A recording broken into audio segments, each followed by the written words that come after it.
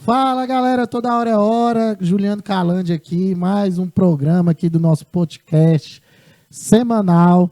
Hoje, pessoal, estamos aqui com duas feras do direito. Estou muito feliz que, além de considerá-los meus mestres, são meus amigos pessoais, entendeu? E eu estou aqui hoje muito feliz. Pessoal, é o seguinte, estou aqui hoje com o professor Fernando Cardoso e professora Helena Lariucci, para a gente desenvolver aqui um bate-papo agradável, como sempre é aqui no Toda Hora é Hora. E desde já vou deixar aqui para jogar a bola, passar a bola para os meus mestres, para eles se apresentarem. Primeiro as damas, né, professor? Damas primeiro sempre. Sempre. O senhor que é um gentleman. Por favor, Helena Lariucci, se apresente. Obrigada pela gentileza. Bom, eu sou Helena Lariucci, eu sou advogada aí, debutante na advocacia, fiz 15 anos de inscrição na ordem esse ano de 2022. Tenho experiência na área de direito civil, família, trabalhista. Nunca advoguei no penal, vamos, né, facilitar. Então, a advocacia criminal não é muito a minha área de atuação, né? E em 2018, eu resolvi fazer um mestrado em Direito. E depois de muito pesquisar, eu me aventurei a fazer esse mestrado fora do Brasil. Eu escolhi fazer fora do Brasil, fui para Portugal, na cidade do Porto, né, e fiz o mestrado.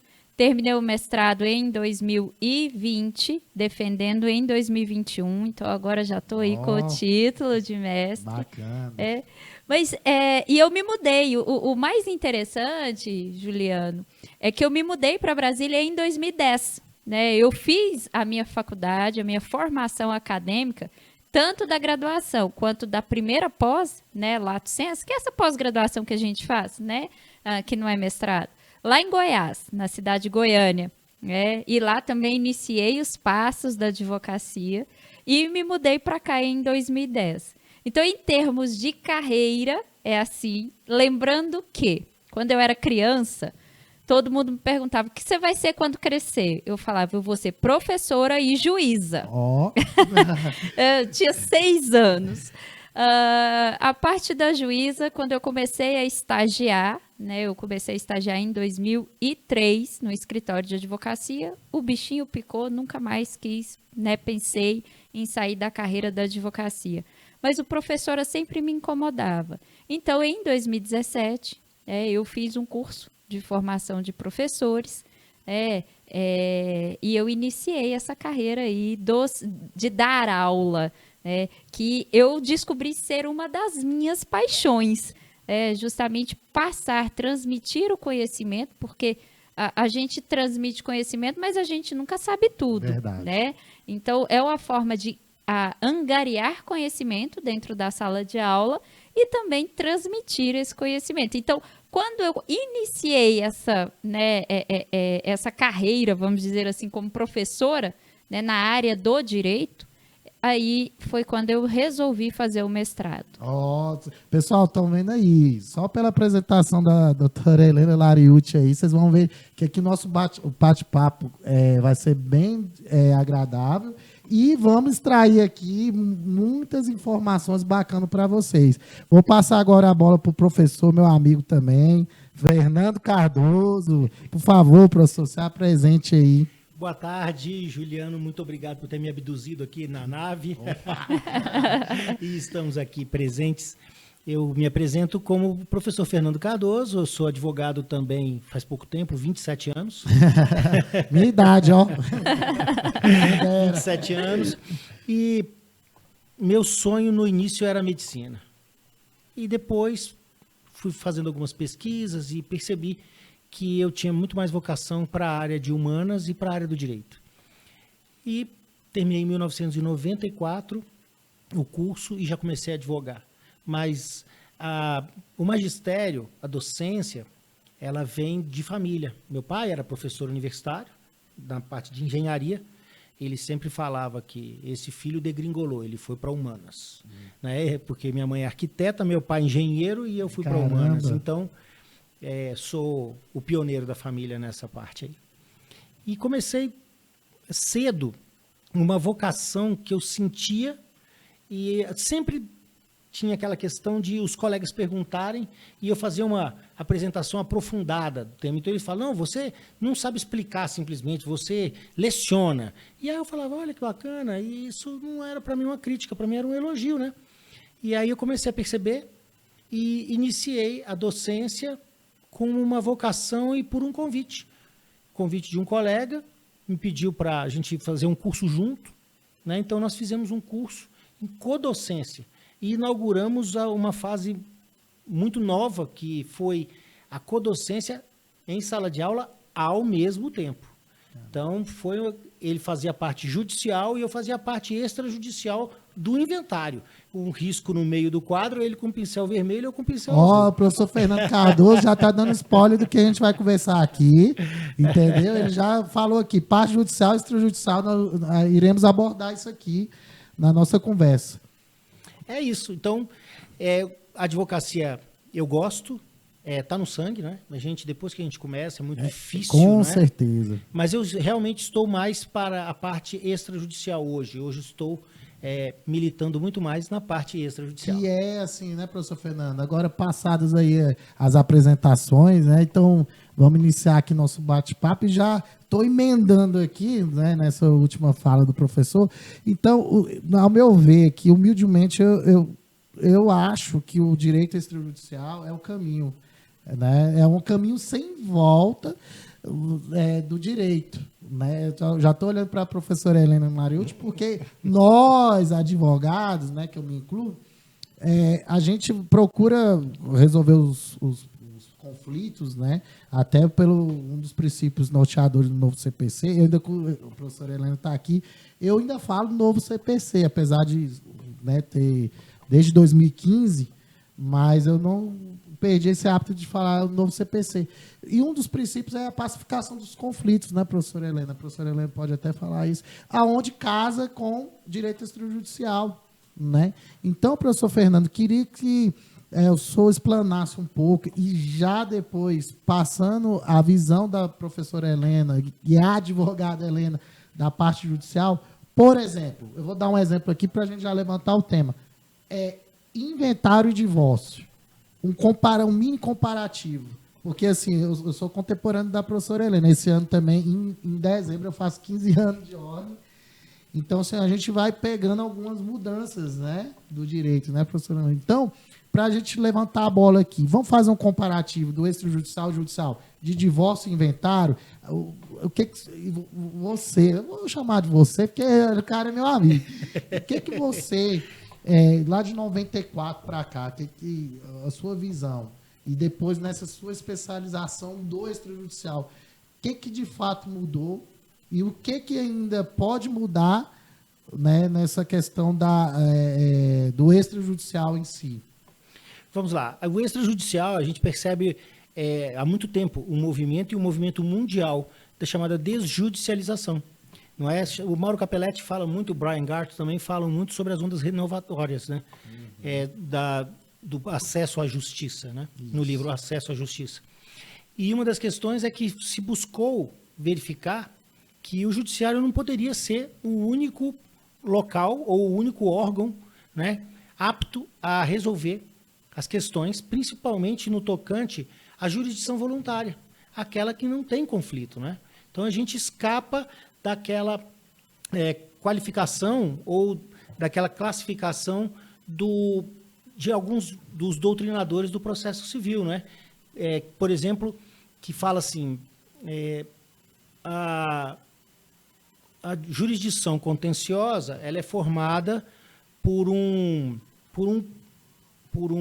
conflito intersubjetivo de interesses caracterizado por uma pretensão resistida ou insatisfeita, né? Eu lembro dessa definição. Fui aluno do professor Fernando e da professora Helena.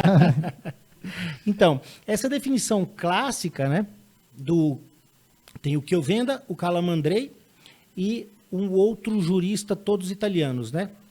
Então, eles definem assim, essa definição. E essa definição, ela demonstra que, na ausência de conflito, poder-se-ia buscar um outro órgão, né, ou uma outra esfera de solução dessas situações que não são demandas. A verdade é o poder chancelatório do Estado por meio da jurisdição voluntária ou graciosa, como se chamava anteriormente. Não, Né? engraçado, professor Fernando. Agora eu vou jogar a bola para a Helena. Uma questão que, se não me trai, se essa minha memória não me trair, que mesmo com essa questão de hoje está em voga, né, assim, o incentivo ao direito extrajudicial, mas, professora Helena, engraçado. Olha só que interessante, como é que o direito é apaixonante aqui no podcast. O bom do podcast é isso, né? Eles me conhecem há algum tempo e os meus ouvintes, meus telespectadores, sabem esse meu jeito aleatório de ser. No CPC, salvo engano, e se minha memória não trair, no artigo 725, ele fala da autocomposição, que é passivo de homologação. E engraçado que temos o direito extrajudicial, beleza, mas dentro do CPC, da norma, né, congente, há uma previsão de um dispositivo que permite uma homologação do judiciário em caso de autocomposição das partes. E aí eu estou puxando também a sardinha, porque a gente que milita, né, eu já fiz várias vezes isso, e é aquela famosa, né? Então, assim, professora Helena, na verdade, se está em voga, está crescendo, mas há essa preocupação, até pelo que o professor Fernando mencionou aqui, dos princípios, e eu vou puxar até para a Constituição, do acesso ao judiciário, que há necessidade de, né, desafogar o judiciário, mas há preocupação também de, entre aspas, vamos dizer assim, do judiciário estar ali meio que fiscalizando. Então, não pode aqui, por exemplo, um divórcio ou um inventário, tem os requisitos, né? Por exemplo, não pode ter menor, né, consenso entre as partes, enfim. Mas eu também posso, não quero fazer no cartório, eu posso entrar na justiça. Aí, professora Helena, estou pegando esse adendo, que há essa previsão. Então, eu queria que a professora falasse desse comparativo do que melhorou, mas do que também você pode, de fato, ainda depender do judiciário, por uma questão, assim, né, até de princípio constitucional, vamos dizer assim, do acesso ao judiciário. Interessantíssima pergunta, Juliano. E, assim, eu poderia dar uma aula aqui de 4 horas sobre isso. Não, o bacana do podcast é bom isso, né? Que a gente fica à vontade, aí quando a gente vê, já tem 2 horas. Por quê? Lembra lá no início, pessoal, que eu falei, a apresentação aqui vocês já sentiram. 2 gigantes E eu não estou sendo demagogo, não, porque quem está assistindo sabe quem são vocês.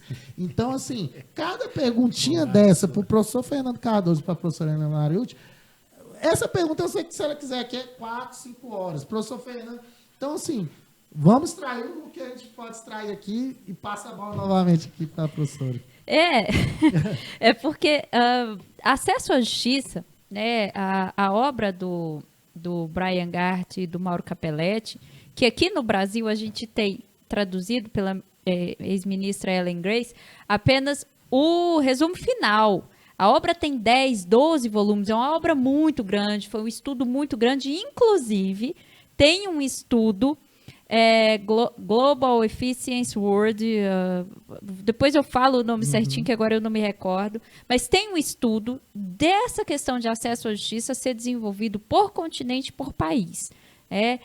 Então, é bem profundo essa questão. Porque o que é acesso à justiça? Não é pura e simplesmente eu poder chegar no judiciário, que lá em 1979, que foi a época da finalização desse estudo, né, do Mauro Capelletti, do Brian Gart, e a proposta, né, de várias questões já se mudou muito. De 79 para cá já mudou muito. Então, acesso à justiça não é pura e simplesmente bater na porta do judiciário. Significa uma decisão justa, né, de preferência num tempo, com uma duração razoável do processo, né, que esse é o calcanhar de Aquiles, e daqui a pouquinho eu explico o porquê. Né? A duração razoável do processo significaria a celeridade processual, né? E isso hoje é o problema. Por que é que se está desjudicializando? Porque demora demais e isso fica, o custo fica alto, mas não é um custo só financeiro. Porque vamos pensar o seguinte: A princesa Isabel entrou com a ação lá em 1890 e alguma coisinha, dizendo que o Palácio das Laranjeiras era dela, não poderia ter sido tomado, né, e colocado como sede, né, do governo, lá com a proclamação da República. O STJ e o STF vieram julgar se era dela ou não agora, em 2020, 2021. Olha só, hein? Então, qual é a justiça? A mulher já morreu, corre risco até de já ter reencarnado, né? Não, Então, e fora, assim, a duração, os herdeiros... Exatamente, já tem... gerações já passaram. Né? Esse é o ponto. Qual é a justiça que a autora da ação tem? Nenhuma. Né? A autora da ação não tem nenhuma. E aí, óbvio que o código, a legislação vem, e o CPC, ele é de 2015, mas ele entrou em vigor em 18 de março de 2016, então ele fez 6 anos agora, semana passada. Fora que, assim, só interrompendo, que o estudo, até provar, até a professora pode falar melhor que eu, já vem lá no final, o código anterior é de 73, se eu não me engano, e depois foram fazendo os estudos que ficaram muito tempo, né, tentando aprovar. Então, quando já foi para aprovar mesmo, ele já vinha de um tempo bem considerável, né? A comissão foi montada, salvo engano, em 2010 ou 2012, entre 2010 e 2012, e eles passaram, né, a fazer essa reformulação do CPC, que aí a lei foi promulgada em 2015, né? Mas de 73 para 2015, isso, aí sim, muitas coisas. Só para você ter ideia, Juliana, quando eu fiz a minha pós-graduação, eu fiz em processo, né, em direito processual.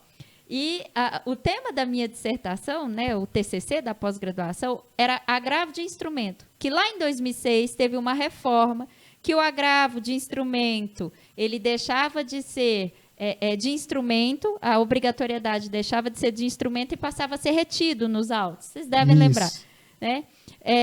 Então, nós tivemos uma reforma em 2006 de uma legislação de 73. Então, foram muitas reformas que foram feitas. E o Código de 2015 já teve reformas que alteraram.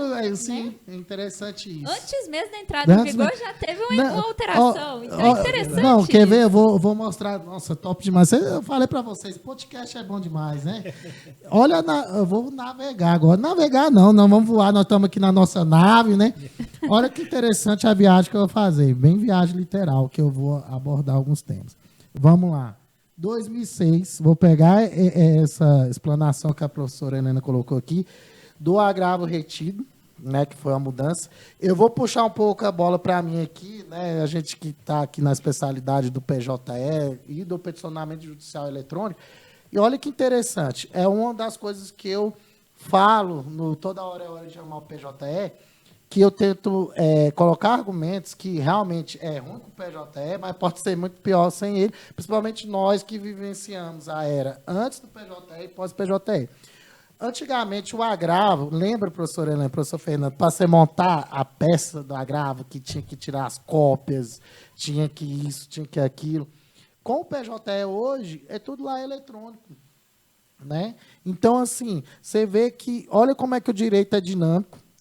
E aí, vamos em contrapartida do que esse dinamismo, tanto do direito da advocacia extrajudicial, quanto da eletrônica, e o direito em si, eles são correlatos, né? Porque a gente tem aqui a Lei 11.441, acertei? Isso, de 2007. 2007. Eu lembro bem, eu estava iniciando a advocacia, então você vê o quê? Divórcio. Divórcio direto. Divórcio, não tem filhos, né, e tal. E olha que interessante, antigamente tinha que judicializar. Vou interromper um pouquinho, pouquinho. Isso aí vai ficar para o curso para quem vier fazer. Mas você sabe que pode ter filhos. Não, olha há só. Uma maneira ainda com filhos. Eu quis segurar a joia. Mas assim, a grosso modo... Eu acho que o Juliano está falando lá em 2007, porque eu estou entendendo da história da separação de corpos, separação de fato, separação judicial. Mas ele tocou no extrajudicial, por isso que eu fiz a interferência aqui. E a professora Helena, é isso mesmo, professor, porque... Vamos dizer, antes de 2007, Pronto, ela discorreu aqui. Eu lembro, assim, antes de eu formar, então, eu era criança. Eu lembro, papai foi advogado, né, e tal. E, assim, eu lembro meu pai falar que tinha... Ah, não, porque você parou de fato, você parou de qual. E cada procedimento era desgastante. Lembra, professora Helena, professor Fernando, lembra que tinha até um prazo, que tinha que cumprir 1 ano para depois do divórcio. Lembra disso? Eu peguei nessa fase. Que era, você tinha que separar, cumprir 1 ano e depois entrar, se você entrava depois com pedido para o juiz para converter, lembra disso? Então já é uma mudança. Então, assim... Era assim, você tinha que estar separado de fato há 2 anos para poder pedir o divórcio. Direto, ou 1 ano de separação judicial. Isso. Só que tinha um detalhe, que eu acho que é o mais interessante que a gente tem que lembrar, já que estamos aqui voando no tempo, né? Direto da nave do tempo. Na nave do tempo. Mas é interessante, porque naquela época, o que era separação de corpos? Era morar em casas diferentes, né? Estar em locais diferentes. E isso era uma prova bem difícil. Por isso que tinha a cautelar de separação de corpos. Né? Porque quando um dos cônjuges... Porque ainda tinha o tal da história do abandono do lar. Isso. Então, tinha aquela questão de provar ele me traiu ou ela me traiu, o culpado, o cônjuge que foi culpado. Exatamente. Então, por que a gente está fazendo essa viagem? Justamente para... e eu quero entrar um pouquinho correlacionar a mentalidade. a isso. Entendeu? Então, vamos jogar para o professor Fernando. Isso mesmo. Tem que lembrar também que, além disso, nesse divórcio direto, era um incentivo para falsos testemunhos. Porque era muito comum o casal ter certeza que queria divorciar, não tinha os 2 anos de separação, de fato. Então, juntava 3, 4 testemunhas que iam lá e diziam, não, eles estão separados há mais de 2 anos. Então, era um incentivo para poder obter o direito que eles tinham, mas que a legislação criava esse óbice, não é?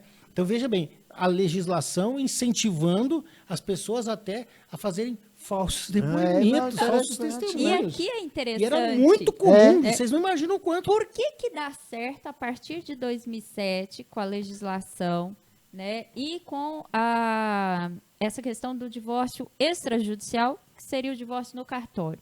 Porque a mentalidade da população já tinha mudado. Já tinha passado 2007, esse tempo, né? Porque eu lembro, óbvio, eu sou nova, eu sou jovem pra caramba, mas eu lembro de ouvir histórias, né, das minhas tias mais velhas, dos meus avós, que para a mulher principalmente, que se divorciava ou se separava, lá nos anos 60, nos anos 50, porque a lei do divórcio é de 60. 28 de dezembro de 1977. 77, né? 30 anos depois veio a de 2007 com a lei 11.441, divórcio direto. Divórcio direto. E extrajudicial. E então, assim, existia uma perseguição muito grande, né? Uma discriminação muito grande, uma falta de proteção, né, daqueles que faziam parte antes, né, do que era uma família. Então, é preciso a gente observar do porquê. Por que eu estou dizendo isso, Juliano? Porque você falou um ponto extremamente importante. Ainda no Brasil, e não é só no Brasil, mas ainda temos uma cultura de judicialização. Isso ainda é uma cultura. A lei do divórcio, né, no cartório, ela é de 2007. Mas ela começou a... vou dizer assim, ganhar o gosto popular, né? Entrar no gosto popular tem o quê? Tem uns 10 anos no máximo, 2012, 2013. Não, e o engraçado, professora Helena, que essa lei, a gente está agora focou no divórcio, mas ela o inventário, né? E agora, volta a dizer, a preocupação do legislador, porque jogou para o cartório até o usucapião, né? Mas tem a previsão, o dispositivo no CPC. Né? Lá no CPC, fala, o usucapião precisa do CPC dispositivar que o usucapião extrajudicial pode ser feito lá no cartório, com as alterações da 6015, lá, enfim, inerentes do registro público. E o que é importante? Provimentos. Então, assim, o bacana é isso, né? O direito, ele é muito ativo, ele é rotativo, né? E ele vai se atualizando. Então, assim, concordo. E é uma cultura nossa, foi uma bola bacana aqui levantada pela professora Helena, que nós, brasileiros, no geral, tem uma cultura, assim, até a gente pegar, a gente se acostumar com certas coisas, leva um tempo, né? Então, assim, é uma coisa célere, é uma coisa que é para facilitar, mas como a professora Helena colocou, tomou gosto bem depois, né? E assim é, por exemplo, o peticionamento eletrônico, assim, por exemplo, é a advocacia extrajudicial que cada vez mais está ganhando notoriedade, né?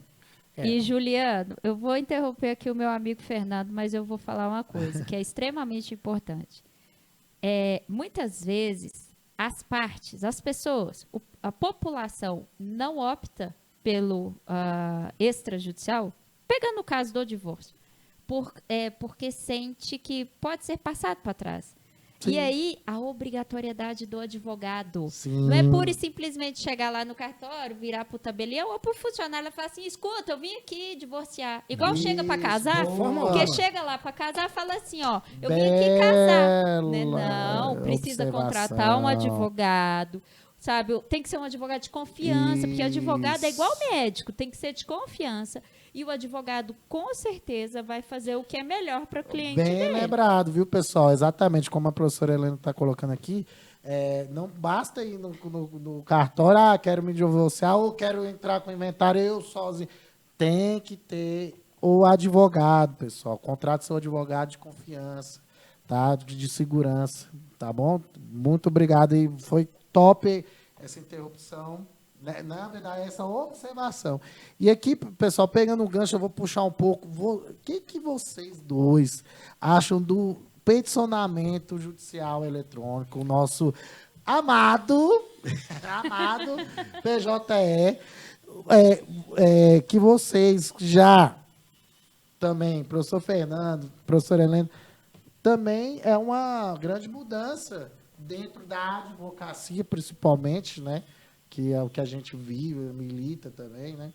O que vocês acham dessa convenção? E aí, quando vocês for falando aí, eu vou já cutucando coisas, pontos que tá lá no Toda Hora é Hora de Amar PJE, que são interessantes, que eu já abordei. Muita gente, nossa, é mesmo. O que vocês acham? Bem, eu vou começar agora, antes explicando a situação da questão da inafastabilidade do Poder Judiciário em relação às demandas, né? Então, por isso que mesmo havendo a possibilidade do extrajudicial, não é possível se vetar o judicial, né? Certas questões, elas têm suas próprias idiosincrasias e elas têm que ser respeitadas, inclusive à vontade da pessoa. E aí nós temos uma questão cultural em relação ao extrajudicial, não é? Por um lado, se a sociedade demanda uma modernização e uma ampliação da forma de acesso à justiça e de solução dos conflitos, por outro lado, tem a cultura da resistência ainda em adotar esses novos modelos, esses novos paradigmas, né? Vindo para o PJE, eu me lembro muito bem como era a advocacia no começo, quando nós não tínhamos peticionamento eletrônico. Professor. No começo da minha advocacia, lá né? nos anos 94, 95. Do Tetra. No século passado. Século passado, mas todos somos do século passado. Eu na advocacia também. Mas vamos lá, gente, olha só. Muita carga de processo, dificuldade de obtenção das decisões, ida aos balcões, carrinhos onde carregávamos, passávamos, eu me lembro muito bem, ia na Justiça Federal, subia no último andar e saía fazendo carga dos processos e botando no carrinho e descendo o elevador, do último até o primeiro, pulando somente as varas onde não havia feitos, né, onde eu tinha o jus postulante para exercer a advocacia. Mas eu me lembro muito bem, e às vezes o carrinho saía lotado, porque os autos eram volumosíssimos, ainda mais Justiça Federal, não é? E era bem difícil. E, às vezes, nós tínhamos que ir ao fórum mais de uma vez ao dia, dependendo da necessidade do cliente. Exatamente. Então, tinha dificuldade de locomoção, o tempo... Estacionamento. E ainda tinha que cumprir todos os prazos. E, atualmente, com essa gasolina lá em cima, né? Enfim... É verdade, mas havia esse contato maior também com o serventuário e também com o magistrado. Havia uma facilidade muito grande de obtenção de acesso ao magistrado. todos sempre reclamamos que alguns magistrados não atendiam advogados. Isso é normal, isso é natural no sentido de comum. Não deveria ser natural na cultura do judiciário, né? Essa posição imperial, né, de supremacia e superioridade sobre os advogados, né? Mas sempre houve essa questão. No entanto, a gente percebia que a presença física constante do advogado fazia com que se criasse uma cultura do próprio judiciário de proximidade com o advogado. E isso facilitava o acesso. Por outro lado, eu apontei para vocês as dificuldades. Por exemplo, a formação do agravo, uma folha que se esquecesse, né? Uma folha que se esquecesse era a formação defectiva do agravo de instrumento, e aí vinha uma prejudicial. Então, de toda forma, a gente tem vantagens e desvantagens. Só que, assim como do judicial surgiu o extrajudicial, por uma demanda social e uma procura por uma solução mais rápida para as questões da população, a gente também tem que entender que o processo vai evoluir, os procedimentos vão evoluir, e o PJE, em que pese eu sempre brinque com o meu amigo Juliano Calante, no privado, que é o pesadelo judicial eletrônico, né? A gente brinca, mas é uma necessidade, e a gente tem essa internet agora punjante, não é? Eu acho que, assim, cada vez mais tendo acesso, facilidade da população também, do advogado, e as funcionalidades, não é, próprias da internet. Então, eu acho que ela é uma realidade insofismável e veio para ficar mesmo. Sendo que eu acho que vai chegar ao ponto de ser exceção da exceção da exceção a presença física do advogado e, podemos dizer, até do magistrado nos fóruns. Exatamente. E a professora Helena aí, o que acha dessa transição, né, do físico, né? Muita gente fala assim, o físico para o eletrônico. Pois é, eu tive contato com o processo judicial eletrônico lá em Goiás em 2006. Então, assim, não foi muito... O Projude, que ainda existe lá. É o primo do PJE, como eu designei. Isso, o primo do PJE, porque nós temos muitos primos, né? Nós não, eu tenho. Mas o PJE, ele tem muitos primos, que também é um outro ponto de crítica que eu vou fazer daqui a pouquinho. Mas é como o professor Fernando falou, né? Quem advogou antes de 2016... Quem advoga antes de 2016, que foi quando aqui no Distrito Federal obrigou, né? E mesmo assim, eles demoraram acho que quase 2 anos para conseguir. Começou na Vara do Trabalho, né? Depois para o TJ ver nos juizados, né? Depois veio para a CIS, aí foi toda uma cronologia, né? Isso. Em 2016 foi nas cíveis, nas varas cíveis, foi março de 2016, não podia mais distribuir ação nova, se não fosse eletrônico, e os cumprimentos de sentenças também de forma eletrônica. Então, coube ao advogado digitalizar para fazer o cumprimento de sentença, né?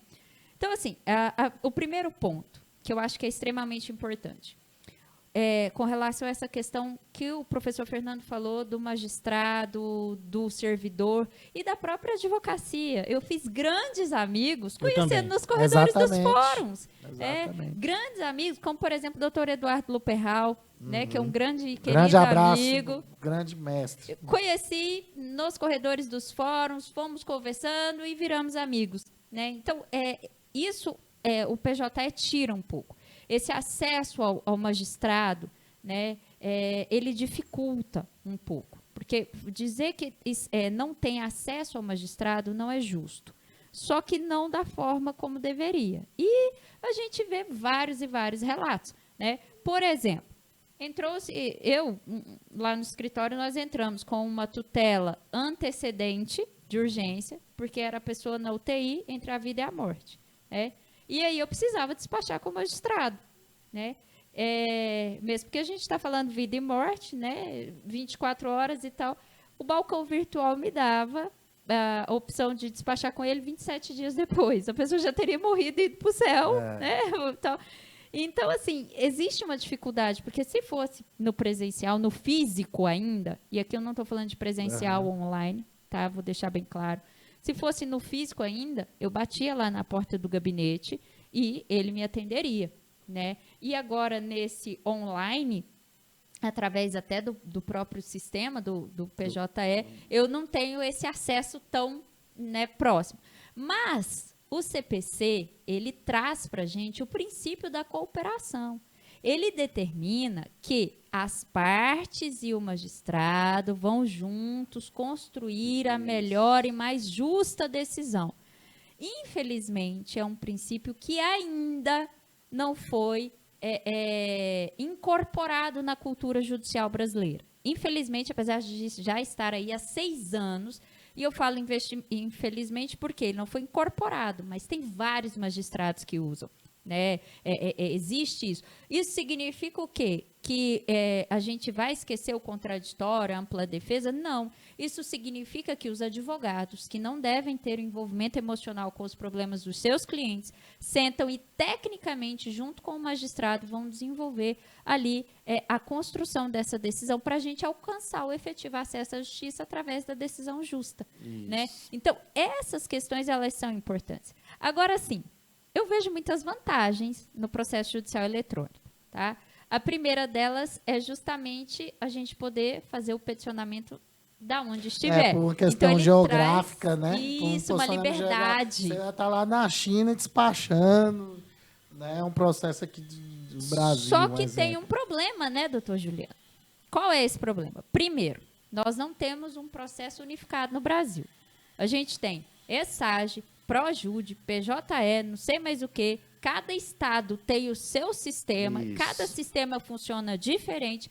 E a gente, advogado, ainda teve que aprender informática. Porque cada coisa que acontece, aí aparece um erro lá. Você vai fazer um protocolo, aparece o erro. Aí você pega e fala, bom, como é que eu resolvo isso? Não sou da informática. Liga lá. Você pode, por gentileza, reiniciar o seu computador? Reinicie seu modem. Tente de outra máquina. E não sei o quê. Olha, já fiz tudo isso. Ah, então printa a tela e manda. Não sabemos informar o motivo do erro. Tudo bem, mas eu preciso que corrija. Né? Então, essa é uma dificuldade, né, quando a gente pensa efetivamente, porque estamos... É algo que não vai voltar atrás. É algo que é bom. Ele só precisa ser melhorado, aparar das arestas para ele ficar melhor, né? Mas ainda é algo que tira um pouco disso. Por quê? Porque você queira ou não depende da tecnologia. Se chove, acaba a luz na região, você não tem acesso. Não tem como. Você vai fazer esse peticionamento como? Era diferente, né? Que antes era só ir lá, fazer a peça, imprimir, corre lá no fórum e protocolo. O problema é correr lá no fórum na chuva. Exatamente. E achar vaga. Por exemplo, olha só. Eu vou até contar uma isso história mesmo. engraçada para vocês. Eu era correspondente de escritório em São Paulo. E eu fazia as petições aqui, né? Mandava para eles por fax. Olha só, por fax. Eles faziam as alterações, eu fazia as últimas alterações. Então a gente fazia sempre a petição, sempre em colaboração, né? E aí a gente fazia a redação final. Teve uma vez, o pessoal de São Paulo é muito estressado, a gente brinca e é verdade mesmo. Teve uma tempestade em São Paulo, alagou a cidade, assim, não vou falar a cidade inteira, porque aquilo ali não tem jeito de alagar tudo, né? Só se vier o dilúvio de Noé lá, porque São Paulo é muito grande, né? Mas alagou muitas áreas, né, em São Paulo. A advogada de São Paulo ligou desesperada. Doutor, pelo amor de Deus, era 3 horas da tarde. O senhor já foi para o Supremo? Eu disse, por quê? São 3 da tarde. Mas com essa chuva alagou tudo. Eu disse, não, mas alagou aí em São Paulo. Eu estou aqui em Brasília. Essa chuva ainda não chegou. E mesmo que seja um vento apocalíptico, deve demorar algumas horas para chegar. Então, a senhora pode ficar tranquilo. Olha que interessante. Mas havia também essas dificuldades, né? As dificuldades do pneu furar, quando você está em cima da hora, o pneu fura e você não consegue chegar no protocolo. O trânsito. O trânsito. acidente. Eu lembro muito, tinha a questão das vagas, tinha que, né, pagar estacionamento. Pegando essas explanações aqui, fazendo um adendo, o que acontece? A lei, né, que foi oriunda do PJE, a 11.419, é de 2006. Então, você vê que a própria lei, que já falava numa modernização eletrônica, já tem 16 anos. Né? Hoje também a resolução 185 do CNJ, que regulamenta também. Dentre outras situações. Então, o PJE... só para ter um exemplo aqui, então as dificuldades do PJE também já evoluiu a melhora. Sim. Por exemplo, no começo você tinha que juntar uma por uma as peças. Uma vez eu fui juntar um processo de 50 lá, peças lá, né, 50 documentos, e, rapaz, foi um Deus nos acuda, foi 6 horas para juntar. Hoje já tem a funcionalidade de você juntar de uma vez. Aumentou, hoje é 10 megabytes, 10 megas. antigamente era 3. Então, assim, e detalhe, puxando um pouco para a pandemia, a antecipação eletrônica, a antecipação foi se construindo um avião em pleno voo. Por quê? Essa previsão de audiência online, videoconferência, por PJE devidamente implementado, cara, isso era coisa para 5 anos para frente. Então, com a pandemia, eu até acho assim, que foi viável, que foi uma forma, principalmente dos advogados militantes, não parar ali. A plataforma que seja o Twins, o Met, o meu inglês é horrível, tá, gente? Enfim, as plataformas ali de videoconferência, juntando aos TIs dos tribunais, tentando melhorar a plataforma do PJE, porque pensa, antigamente tinha determinada quantidade peticionando naquele momento. Hoje, com a pandemia, todo mundo em casa, home office. Então, assim, e eu acho que vai melhorar ainda mais, né? Assim como foi do direito em si. E eu acho que a gente não consegue viver mais sem. As ponderações da professora Helena totalmente pertinentes, do professor colocando. E eu também tive várias situações que hoje eu era eu vou falar assim, eu sou um dos convertidos que eu odiava o PJE e passei a amar.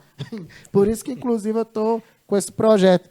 Porque antigamente, você ia no fórum, às vezes eu como estagiário na época, saiu uma certidão, aí já era bacana, porque na internet, no site do TJ, você já conseguia acompanhar o andamento, lembra?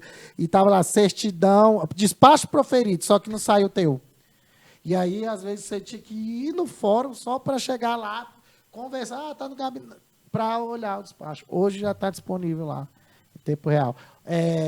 O horário, né? O horário em si. Também. Né? Então, antigamente, você tinha até 19 horas. Hoje você tem 11h59, 59, 11h59, 59 segundos para protocolar. Então, você já ganhou. Então, tem várias formas aí. É uma vantagem, né, Juliana? Com certeza. Mas também uma desvantagem, porque acaba que muitas vezes, se não houver uma organização interna do advogado, ele acaba se tornando refém disso, trabalha ligado o tempo inteiro, até 10, 11 da noite, porque né? Você não sabe o que é mais o trabalho, ou o que está em casa, o que é home office, ou o que não é, ou qual é a hora agora de eu assistir um Netflix, mas tem aquela petição lá. Mas, enfim. Pessoal, nós vamos fazer uma pausa aqui, que o papo está muito bom. Só uma pausinha aqui, e já a gente volta. Galera, toda hora, voltando aqui para o nosso último bloco, esse papo agradabilíssimo aqui, esse podcast, caramba, que bacana. Estamos aqui, vou pedir para vocês fazerem umas considerações finais aqui, tá bom? Mas assim, já falando, né, professor Fernando, professora Helena, o que vocês acham, assim, eu vou puxar um pouco para a advocacia, faça aí uma questão de caráter pessoal. O que vocês vislumbram ainda dentro da advocacia? O que a advocacia ajudou a vocês construírem nesse caminho que a gente está aqui na Terra, né? Esse período que a gente está aqui na Terra? Eu queria que vocês agora, né, como considerações finais, explanassem um pouco nesse sentido. A mensagem, vocês como professores, deixar aqui, eu sempre faço isso, deixar a mensagem para a jovem advocacia. E por que não para os advogados sêniores, que nunca desistam? Às vezes o advogado, né, eu estou velho, vamos dizer assim, eu estou jovem demais, não. Então, assim, qual a mensagem que vocês deixam para esse tipo de público aí? Damas primeiro. Juliano, primeiro eu queria agradecer. Quando eu era criança, eu assisti o show da Xuxa. Também. E o sonho era passear na nave espacial. Aí agora estou aqui, realizando o sonho. É quase igual, viu? Nave espacial do quase Juliano. Igual. Então, só faltou meu oi azul. Passeando aqui na nave espacial, inclusive no tempo, né? Viajamos no tempo. Mas com relação à advocacia, eu não dou conta de me enxergar numa outra profissão. Isso é algo que eu reflito bastante. E assim, não é fácil. A advocacia não é profissão de covardes, né? Não é profissão para covardes. E não só em razão das dificuldades da própria clientela em si, né? Mas da própria forma como a advocacia, a própria postura que o advogado deve adotar. Então, assim, o PJE exigiu que a advocacia se transformasse, que os advogados se transformassem. A gente vinha num ritmo de transformação e teve que mudar a chavinha de uma hora para outra. Né? A pandemia, no caso, né? que acelerou essas mudanças tecnológicas. Então, assim, desistir nunca. Se organizar, tentar se atualizar. Existem cursos que ensinam a mexer no PJE de uma forma tão simples, vale a pena. Né? Aqueles que têm mais dificuldade, não desistam, né? Mesmo que peçam socorro a outros, né? Mas não desistam. É a profissão mais linda que tem. É uma profissão que é reconhecida constitucionalmente. E sem advogado não tem justiça. Veja a beleza e a importância dessa profissão. Então, desistir nunca. Gratidão, Juliano. Eu que agradeço, que é isso. Professor Fernando. Olha só, Juliano, muito obrigado pelo convite. Eu estou assim, emocionado, feliz demais ver sua evolução, ver sua participação. Esse canal, já somos amigos há bastante tempo, mas eu quero fazer minhas considerações finais no sentido de que eu quero falar para vocês que estão ouvindo e vendo uma frase de Albert Einstein. A mente é como paraquedas, ela só funciona quando se abre. Então, independentemente da sua idade, você tem que perceber, jovem ou mais antigo, dinossauro, como eu, dinossauro do direito, vamos dizer assim, já que todo mundo aqui gosta de lembrar que eu sou mais velho, né? Brincadeira. Então, mais experiente. Sem problemas. Mas não resistam às mudanças. A vida é uma eterna mudança. A vida é uma mudança constante, não é verdade? Nós temos sempre que ter a nossa adaptabilidade, não é isso? A evolução das espécies, a teoria darwiniana, já mostra que somente os fortes sobrevivem. Por quê? Não é pela força, é pela adaptabilidade, pela força da genética que o mantém vivo, porque ele tem a capacidade de se adaptar. Então, não adianta a gente resistir às mudanças. Não adianta a gente falar, o tempo bom era aquele que a gente tinha que buscar papel no balcão. Não importa se era bom ou não, sabe? Isso é saudosismo. Nós temos que ver a realidade. E a realidade é, o PJE está, nós temos que lutar pelo aprimoramento dessa ferramenta, tá certo? E ele vai ser aprimorado. E aí entra a pressão do advogado, a pressão da nossa entidade de classe, para que a gente possa obter essas melhorias, porque nós temos que pressionar, nós somos os operadores desse sistema, em prol dos nossos clientes. Então, cabe a nós formarmos pressões e fazermos as reclamações devidas para o aprimoramento do sistema. Numa questão de sinergia, não de enfrentamento, mas de sinergia, para que nós possamos fomentar o judiciário com essas melhorias, com essas sugestões para o aprimoramento da ferramenta eletrônica, que é insofismável. E quero fazer um peixe agora, vender meu peixe aqui. Extrajudicial, vem para cá. Dá atenção. Ó, meu Instagram... Isso que eu ia falar, professor. Já deu spoiler, eu ia pedir para eles, coloquem aí o Instagram de vocês, o contato, fica à vontade aí. Olha só, meu Instagram é @professor Fernando Cardoso, tudo junto. Lembra, Fernando Cardoso. Botou o Henrique no meio, é aquele ex-presidente. Tirou o Henrique, sou eu, Fernando Cardoso. Então põe professor Fernando Cardoso, tudo junto, é meu Instagram. E eu costumo brincar, o Juliano já me ouviu falando isso, eu não tenho beleza, infelizmente, não é que eu sou feio, eu sou mal diagramado, não é? Não tenho uma vida glamurosa, não sou rico e não vivo viajando. Então o que sobrou para postar no Instagram? Conteúdo. Corre lá porque tem um monte de conteúdo, precedente, análise jurisprudencial e muita explicação também em relação à doutrina. Vem para o Insta. Vem pra cá. Um abraço, Ju. Fica com Deus. Professora Helena, obrigado, professor. Eu que agradeço a presença de vocês aqui. Por favor, professora, coloque aí à disposição seu Instagram, contato. Bom, o meu Instagram é @Helena com H, Lariucci, com 2 Cs. É CCI. É tranquilo. Assim que clicarem, vão ver a advogada de cabelo vermelho. Para aqueles que não me conhecem, a advogada de cabelo vermelho. O Instagram também é um Instagram onde a gente faz análises de questões do dia a dia, né, vinculados à questão de consumidor, de processo, de audiência, dicas. Vem para cá. E estamos juntos aí sempre e em prol aí dos colegas, em prol dos clientes, em prol, né, nessa cooperação com o judiciário. Repetindo as palavras do meu querido professor Fernando, amigo, o qual também foi uma honra estar aqui, dividindo a bancada com vocês dois. Viu? Que vocês proporcionaram aqui para o podcast. Viu? Eu que agradeço. A gente não deve enfrentar, a gente deve segurar nas mãos e seguir juntos. Exatamente. Com isso, pessoal, mais um podcast aí encerrando. Toda hora é hora. Tamo aqui, tamo junto. Até a próxima. Sobe a nave, Cezão. Hoje é o Cezão que tá aí. Sobe a nave.